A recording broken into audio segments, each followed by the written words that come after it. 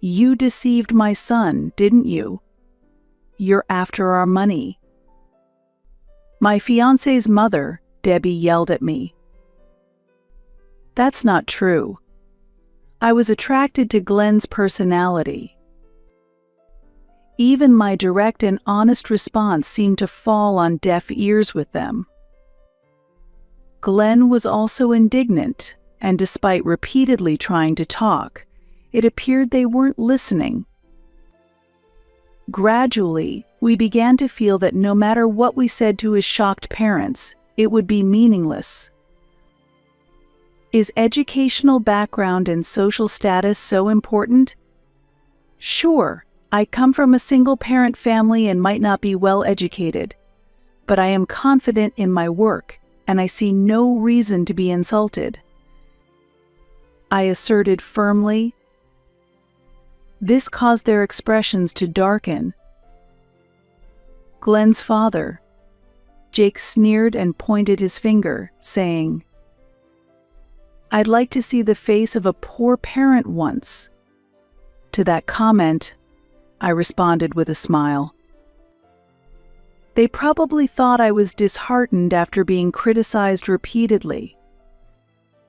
Facing their skeptical looks, I began speaking with a bright smile. "If that's the case, let me introduce you to my father. My name is Olive Adams, and I'm 27 years old. Currently, I work as a pastry chef in an urban patisserie, dedicating my days to my passion for baking. Although it's busy, I lead a fulfilling life. The small but popular patisserie where I work has many regular customers and a warm workplace atmosphere. The environment is blessed with good relationships and a friendly hierarchy. The experiences I gain through daily mistakes are enjoyable to me.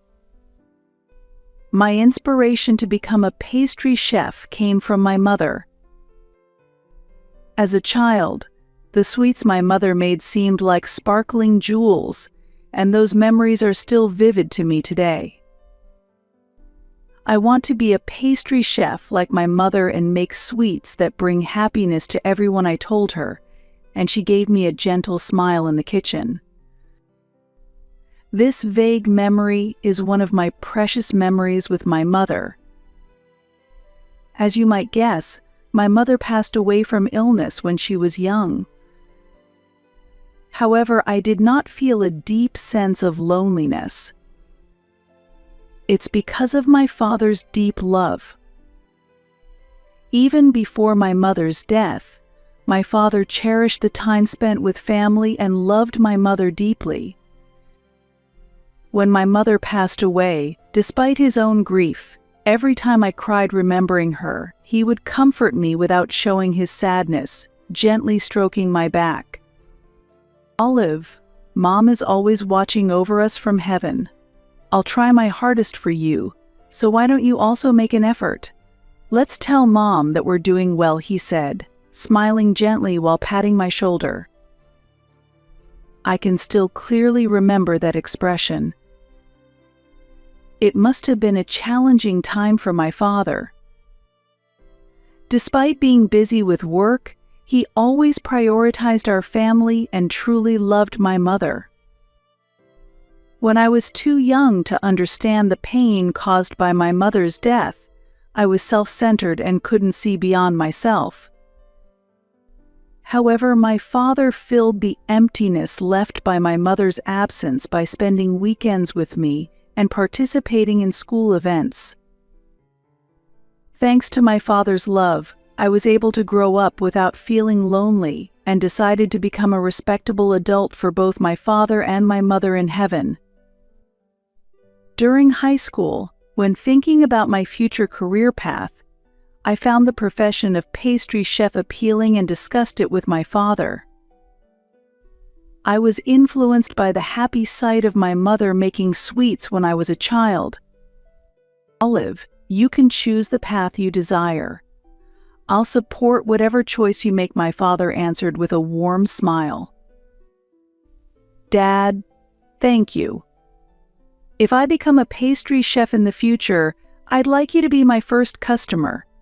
Just like Mom, I'll make sure you're happy, I blurted out, and my father shed tears. It was the first time I had ever seen tears in my father's eyes. As my mother's illness progressed, and even during her funeral, my father never showed me his tears. But at this moment he cried tears of joy and said, "You've grown up so well. The happiness of your father is knowing that you are happy, Olive, so grab your happiness. Always rely on me if you need anything."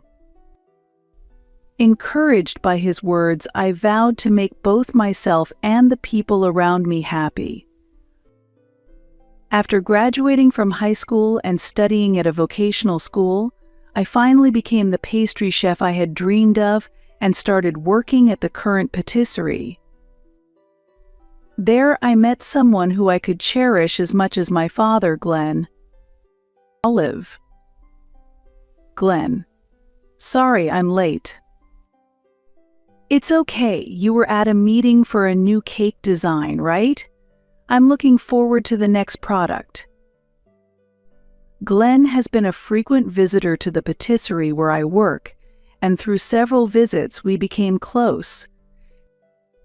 Glenn works as a lawyer, and it seems that the staff at the law firm where he works enjoy our cakes. He visits regularly, always with a bright expression, and I am pleased that he praises the sweets I make. We even chat when it's quiet. Gradually we grew closer, and Glenn eventually asked me out on a date. I was initially drawn to Glenn's kind and gentle nature, and through our frequent meetings, I came to know more deeply about his charm. Eventually, we began dating and smoothly built our relationship.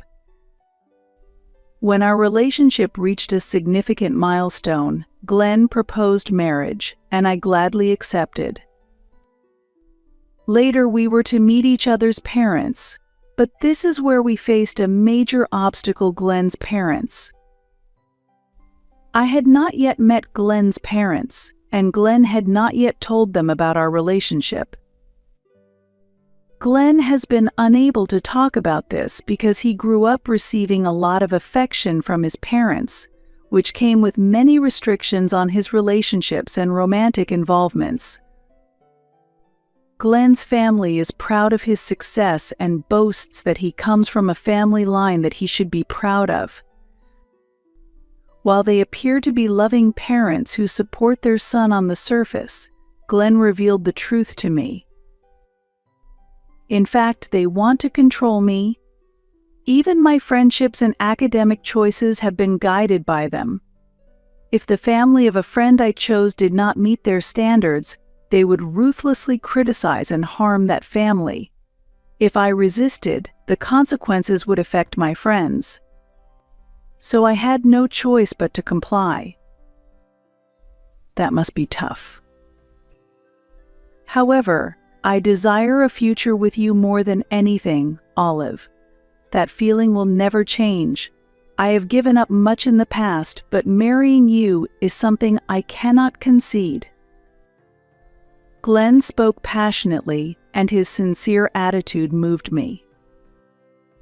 I am grateful that Glenn cherishes me so much, and I too wish to be with him forever. Therefore, I am determined to do everything I can to get his parents to accept our marriage. Don't worry. I will make an effort to get them to accept us. Our family may be from a single parent, but my father has fulfilled his position, and I take pride in my work. As I began to speak, Glenn's eyes widened in surprise, but he soon smiled and nodded in agreement. I believe that together we can overcome any difficulty. The formal introduction to Glenn's parents is still ahead, but for now, Glenn will meet my father.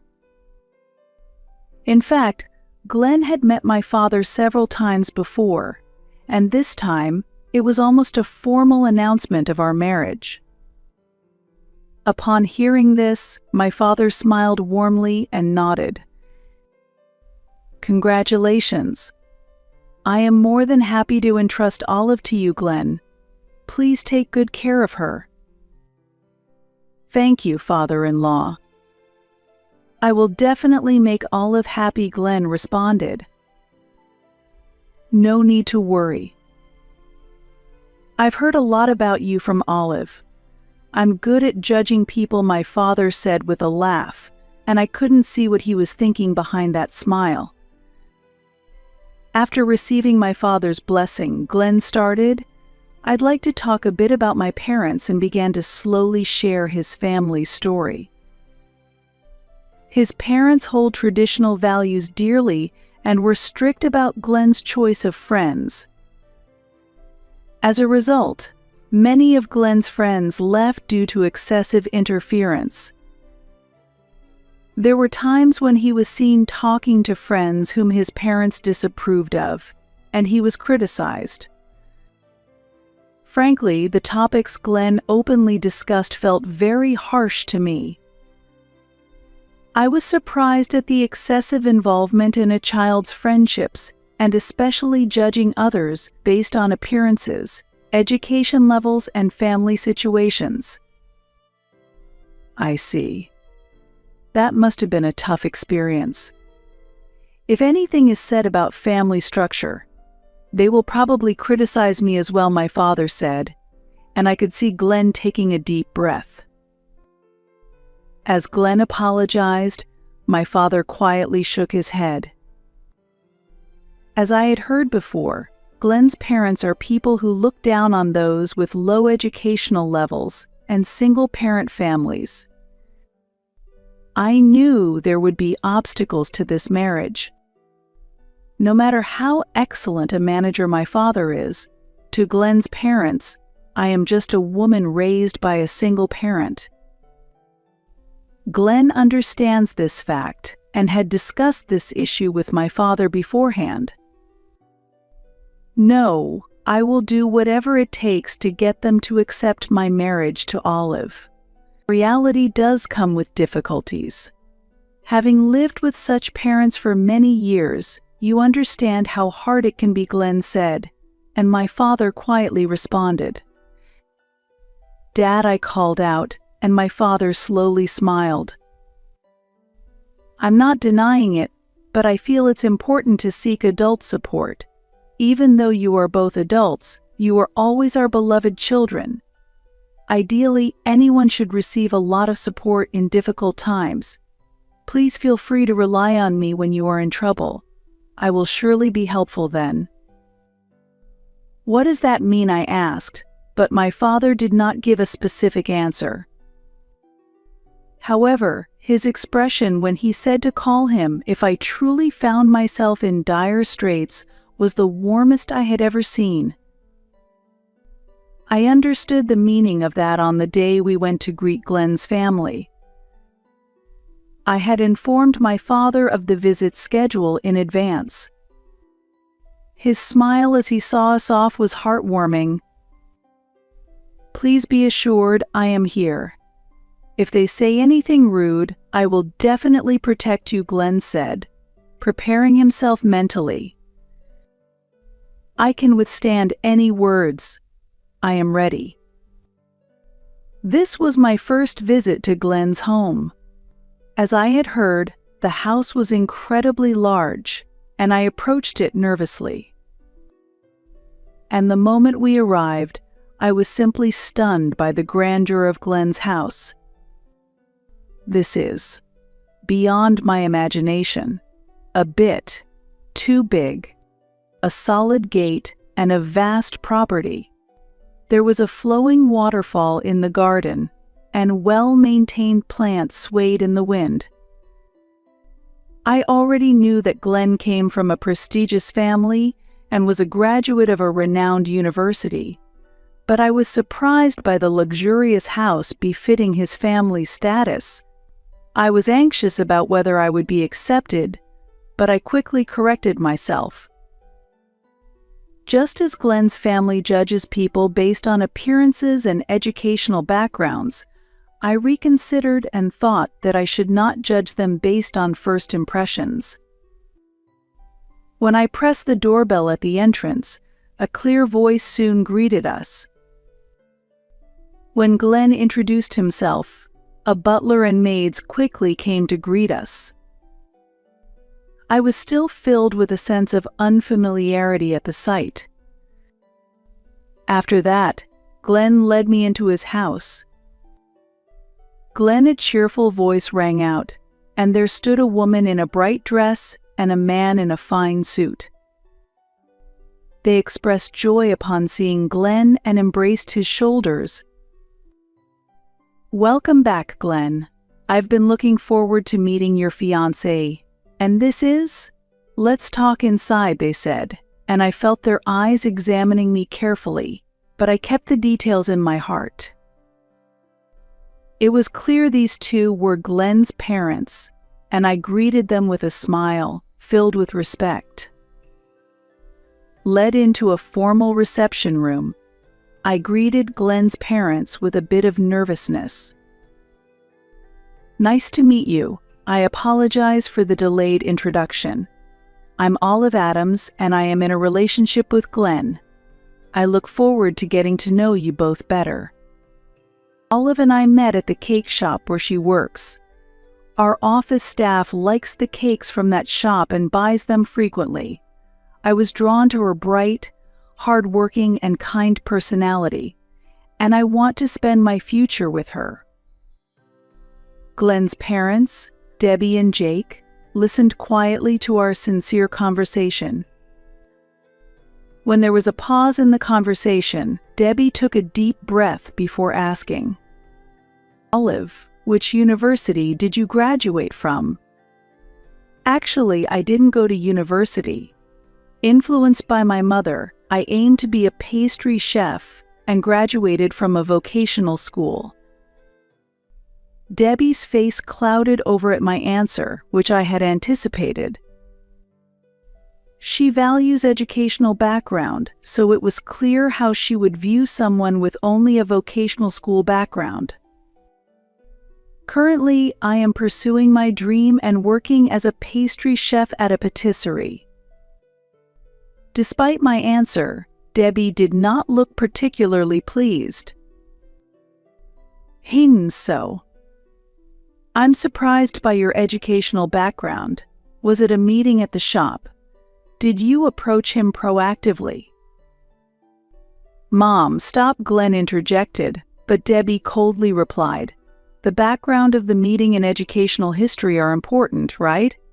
I want to assess if you are suitable for Glenn." She ignored Glenn's interjection.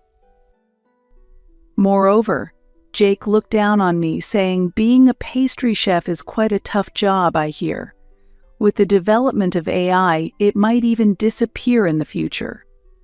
Was your mother also a pastry chef?" "No, my mother made sweets as a hobby, but I wanted to become a pastry chef to make people happy like she did," I replied, to which Jake scoffed, "Sounds quite childish." I felt anger at his words and clenched my fists. The insult was worse than I had anticipated. Their looks clearly contained mockery. They did not try to understand my humanity, they simply questioned my background to belittle me. Far exceeding the actions of good parents, Glenn finally lost his patience and shouted, "That's enough. I cannot accept you both treating my fiancé this way." "Glenn, don't worry." As I tried to calm Glenn down, Debbie's voice overlapped. "Really? If you're marrying into Peterson Design, you can't falter over something like this." Prompted by her words, I lifted my face. I thought over and kept in mind the words I heard at that moment. Peterson Design is a renowned, top-tier furniture manufacturer, a name I've heard of even though I'm not familiar with that industry. Actually, I had heard the name of the company before in another context.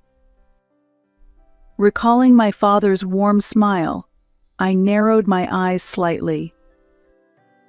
I see. That's what it is. If that's the case, I already have a strong supporter, so there's no need to worry. As my anxiety dissolved, Debbie pressed further.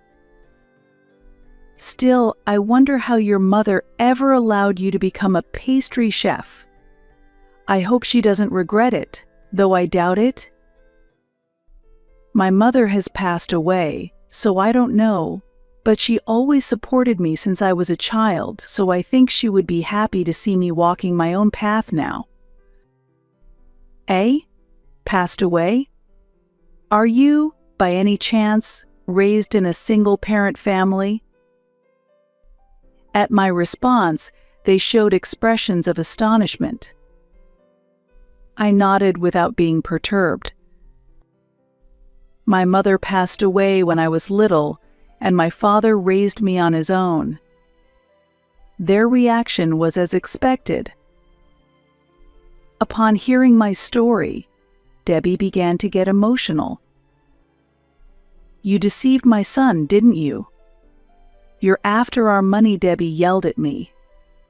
Sigh. I didn't think you would be so greedy. I never imagined they would criticize me this much. I didn't intend to raise my voice, but I ended up doing so anyway. Is educational background and social status so important?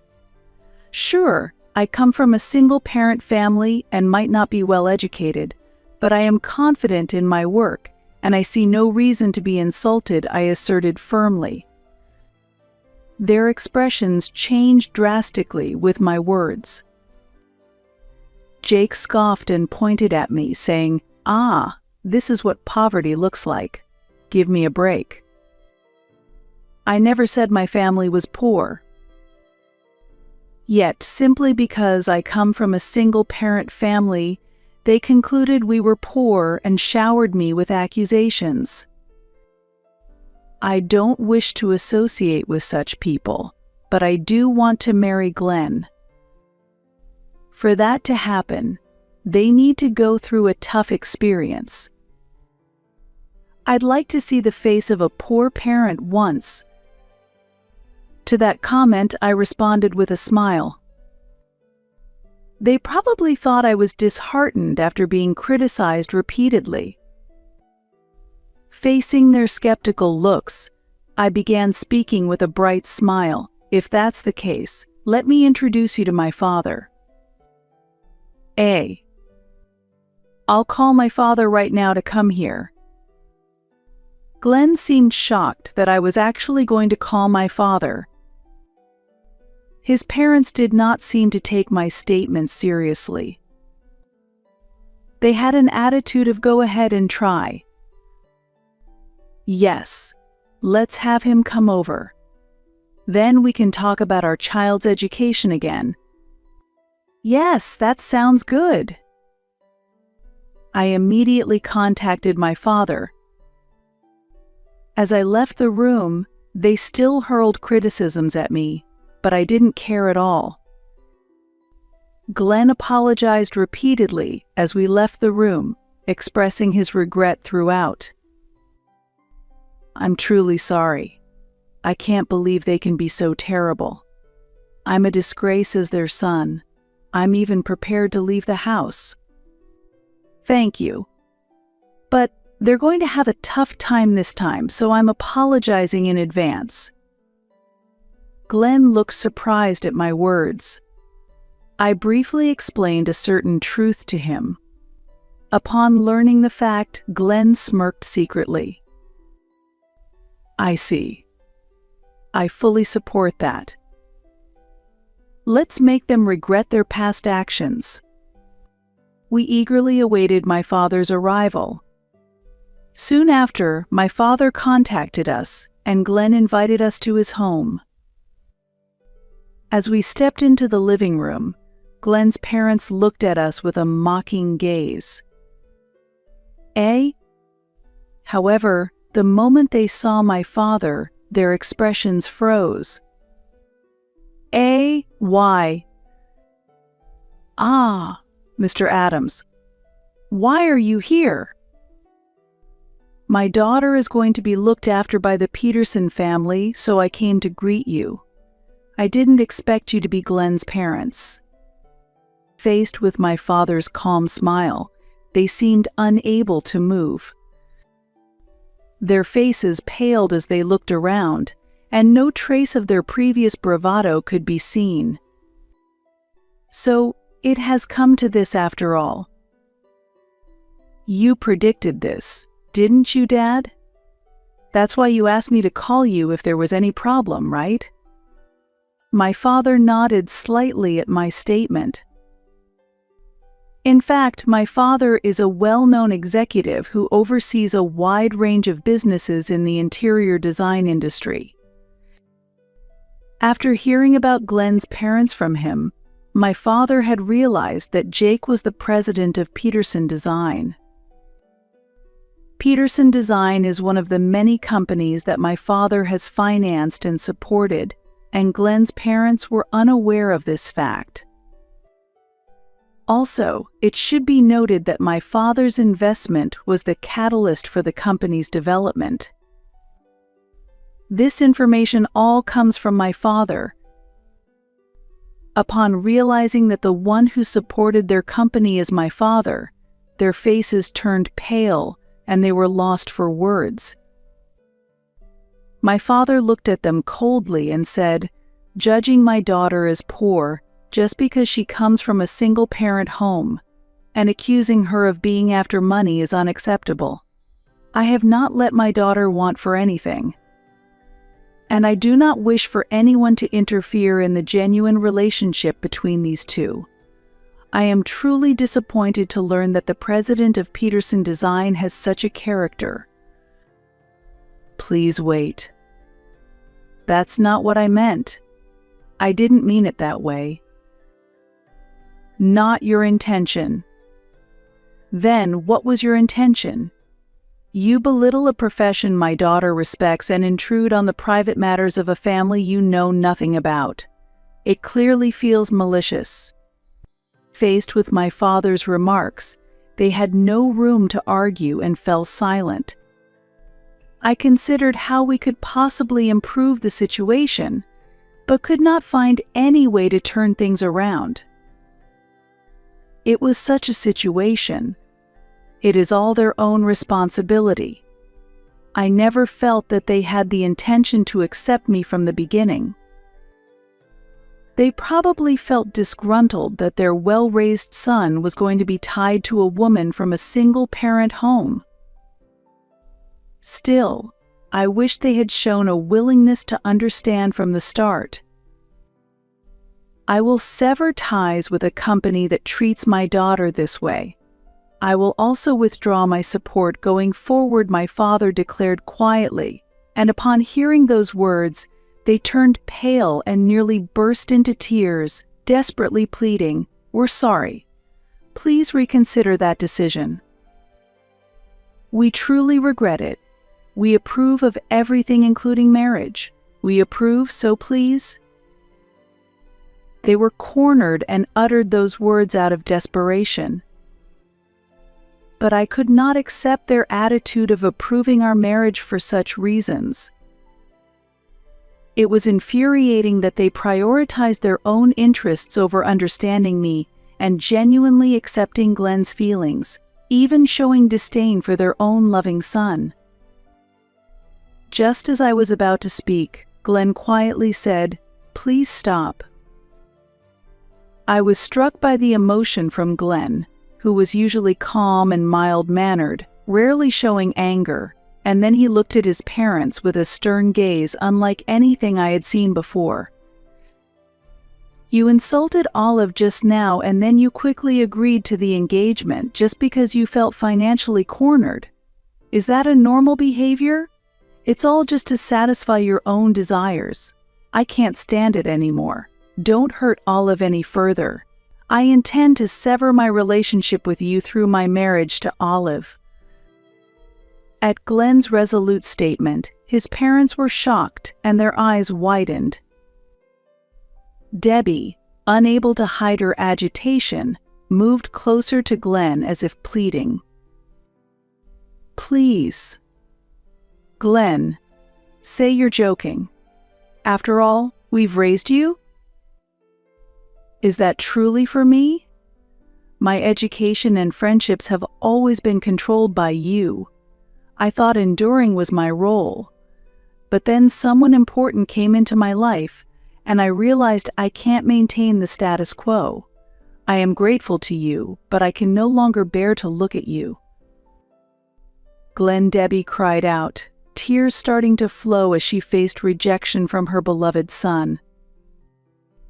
The sight of Debbie drowning in tears, rather than evoking sympathy, seemed ludicrous to me. Glenn declared firmly to his parents, "My decision is firm." This is such a shameful thing. As Jake exclaimed, my father calmly countered, "Glenn has done nothing to be ashamed of." While glaring at Jake, my father continued speaking, placing his hand on Glenn's shoulder, as if conveying a message of confidence. I closely observed Glenn slightly narrowing his eyes. He explained everything about you carefully when we met to exchange greetings. He also promised to protect Olive. It was you who ignored Glenn's feelings and acted treacherously. You thought he would not oppose you because he would never use his warmth against you. I truly do not want to be a parent like you. I've decided not to accept my mother's controlling attitude anymore." In front of Glenn, who had made this firm declaration, his parents were so surprised that they could find no words to reply, just staring at us blankly. Our greeting ended in such a manner. To avoid pointless arguments, Glenn, together with my father and me, left his parents' home, having solidified his decision to cut ties with them. "Olive, I'm sorry for the terrible treatment you went through. Father-in-law, I truly apologize." It's ridiculous for you to apologize when you haven't done anything wrong. And those two think of themselves far more than they think of Glenn. It makes me so angry to see that. Glenn laughed at my words, his face looking as if a weight had been lifted off him. Although it was unpleasant, I felt fortunate that we could clarify our relationship with his parents before our wedding. We're no longer children dependent on our parents as independent adults. We can make our own decisions. There's absolutely no need to worry. While we no longer have family support from his parents, Glenn, who is making a name for himself as a young attorney, is considered a rising star at his law firm. I always thought enduring would solve the problem, but it was an unavoidable situation. It's really good that it became clear this time. Indeed. Well done, Glenn. Afterward, we were able to have our wedding as planned. Originally, we intended to cover it with our savings, but my father contributed more than expected, making the wedding truly wonderful, reminding us how great it is to have parental support.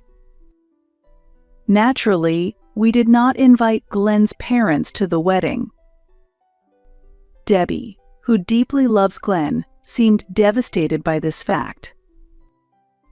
Debbie, previously active, is now reclusive, staying at home without going out.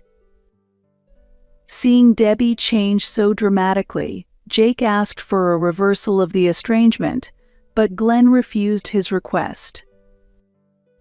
I thought it might have been excessive, but in the end, they just want me back for their own benefit. I've decided not to think about it anymore. Even after the wedding, Glenn's parents tried to contact us multiple times. However, after Glenn warned them he would consider legal action if they didn't stop contacting him, the communication finally ceased. Taking legal action against the family might not seem realistic, but just suggesting it made them stop contacting immediately. I'm even planning to change my phone number. I'm really fed up with their selfish behavior." Seeing Glenn's wry smile, I was at a loss for what to say. Even though he chose to sever ties, making such a decision against his own parents must have been incredibly hard for him. Hoping to ease those painful memories even slightly, I felt a strong desire to cherish every moment we spend together from now on. Here's the story I heard from my father about Peterson Design. When my father communicated his decision to stop supporting Peterson Design to his business contacts, the company's performance rapidly deteriorated. My father highly values the trust he has built with his business partners over the years, and all the companies believed his words. As a result, Peterson Design lost its major dealings one after another and quickly went bankrupt after its arrogant behavior toward its partners came to light. When the business became unmanageable, they reached out to various contacts for help, but no one extended a helping hand due to their past dishonest dealings. Consequently, the company Glenn's parents managed found itself in a situation beyond repair, a just end for years of prioritizing their interests and disregarding others. For many years, they depended on major companies and benefited from this dependency. But this delicate balance was disrupted when my father became aware of the dependency. This has made it extremely difficult for them to regain their footing in the interior design industry. They had no choice but to accept responsibility and face the consequences.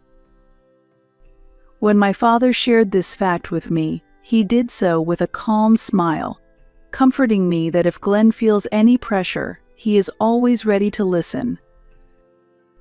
His words at that time were, "If Glenn ever feels responsible for what has happened, please feel free to discuss it with me."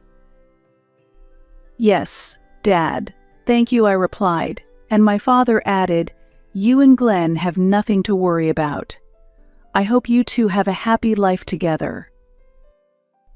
Moved by my father's gentle smile and his words, I felt deeply warmed.